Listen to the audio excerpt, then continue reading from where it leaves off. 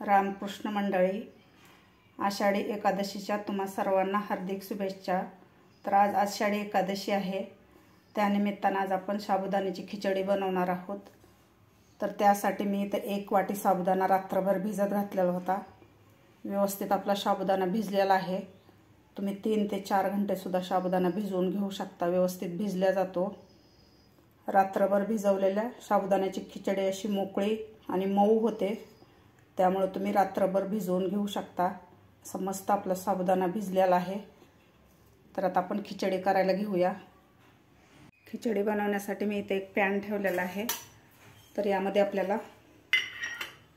साजूक तूप घालायचं आहे। या ठिकाणी तुम्ही शेंगदाणा तेल सुद्धा वापरू शकता। 2 चमचे साजूक तूप घातलेलं आहे। तुपामुळे खिचडी अशी मऊ होते आणि खायला सुद्धा फार चविष्ट लागते। तर यामध्ये आपण आता हे शेंगदाणे तळून घेणार आहोत। असे कुरकुरीत होईपर्यंत आपल्याला हे शेंगदाणे तळायचे आहेत। गॅस आपल्याला मीडियमच ठेवायचा आहे। मीडियम गॅसवर आपल्याला हे शेंगदाणे तळायचे आहेत। साबुदाण्याच्या खिचडीमध्ये तळलेले शेंगदाणे खूप छान लागतात। असे कुरकुरीत शेंगदाणे लागतात खिचडीमध्ये।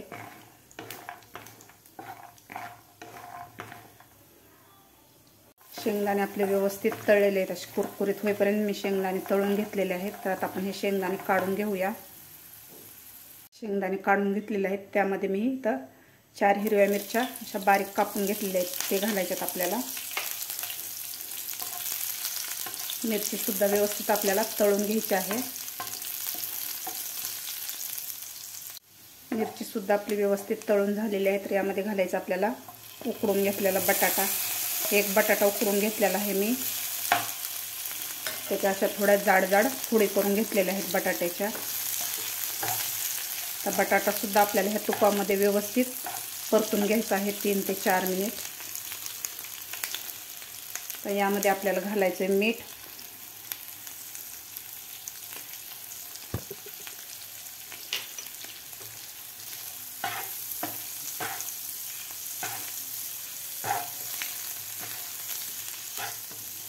आपल्या बटाट्याला व्यवस्थित मीठ लागल्या जातं। आपण साबुदाण्यात जर बटाटा वरतून टाकला तर त्या बटाट्याला तिखट मीठ लागत नाही। अशा प्रकारे जर बटाटा मिरची आणि मिठामध्ये जर परतून घेतला तर बटाटा खूप छान लागतो साबुदाण्यामध्ये। 3 ते 4 मिनिट आपल्याला हा बटाटा परतून घ्यायचा आहे तुपामध्ये मीठ घातल्यानंतर। बटाटा व्यवस्थित परतून झालेला आहे, थोडासा गोल्डन कलर झालेला आहे बटाट्याचा। तर यामध्ये घालायचं आपल्याला आता भिजवून घेतलेला साबुदाणा।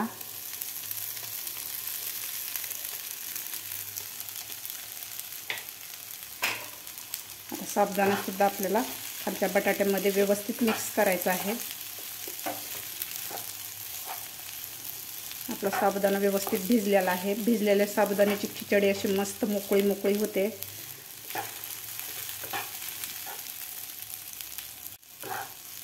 एक ते 2 मिनिट मी व्यवस्थित परतून घेतलेला आहे। असं मस्त ट्रान्सफर झालेला आहे साबुदाणा, असा मोकळा झालेला आहे, तुम्ही बघू शकता। तुम्ही खात असाल तर यामध्ये तुम्ही फोडणीला जिरे सुद्धा घालू शकता, पण आमच्याकडं खात नाहीत एकादशीला जिरे, त्यामुळे मी घातलेले नाही आहेत। आता आपल्याला यावर 2 मिनिट यावर झाकण ठेवायचं आहे आणि एक वाफ काढून घ्यायची आहे आपल्याला या साबुदाण्याची। 2 मिनिट आपण याच्यावर झाकण ठेवलेलं होतं। मस्त साबुदाणा तुम्ही बघू शकता, एकदम असा मोकळा झालेला आहे। आता यामध्ये घालायचं आपल्याला भाजून घेतलेले शेंगदाण्याचं कूट। तर मी भाजून खलबत्त्यामध्ये जाडसर शेंगदाण्याचं कूट करून घेतलेलं आहे सालीसहित। शेंगदाण्याचं कूट आपल्याला नंतरच घालायचं आहे, म्हणजे आपला साबुदाणा चिकट होणार नाही आहे। आपल्याला सुरुवातीला शेंगदाण्याचं कूट घालायचं नाही यामध्ये। शेंगदाण्याचं कूट घातल्यानंतर आपल्याला व्यवस्थित मिक्स करून घ्यायचा आहे साबुदाणा। आता यावर परत आपल्याला 2 मिनिट झाकण ठेवायचं आहे आणि एक वाफ काढून घ्यायची आहे, म्हणजे मग व्यवस्थित आपला साबुदाणा शिजला जातो। 2 मिनिट झालेले आहेत। तर आता आपण झाकण काढून बघूया। असा मस्त असा मोकळा मोकळा आपला साबुदाणा तयार झालेला आहे। तुम्ही बघू शकता एक एक दाणा साबुदाण्याचा असा मोकळा झालेला आहे। असा मस्त आपला साबुदाणा वाफवून झालेला आहे, तुम्ही बघू शकता। तुम्हाला जर जास्त साबुदाणा कोरडा वाटत असेल तर तुम्ही 1 ते 2 चमचे दूध घालू शकता। दुधामुळे साबुदाणा असा मऊ होतो।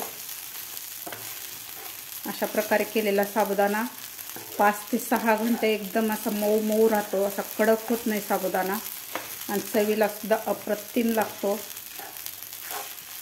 असं मस्त झालेली आपली साबुदाण्याची खिचडी। आता यामध्ये घालूया आपण तळून घेतलेले शेंगदाणे।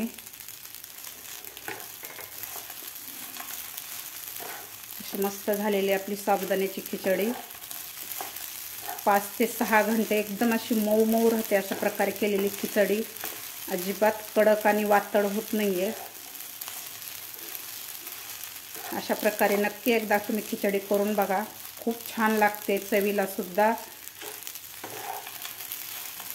अशी मस्त झालेली आपली साबुदाण्याची खिचडी। परत आपण खाली काढून सर्व करून घेऊया। बघू शकता गरमागरम आपली साबुदाण्याची खिचडी तयार झालेली आहे। करायला फारच सोपी आहे आणि खायला सुद्धा अप्रतिम लागते।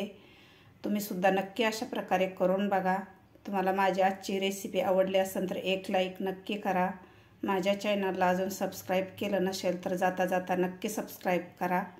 बाजूचं बेल आयकॉन प्रेस करा, म्हणजे माझ्या व्हिडिओचे नोटिफिकेशन तुम्हाला सर्वात आधी मिळतील। भेटूया अशाच एका नवीन रेसिपीसोबत, तोपर्यंत धन्यवाद।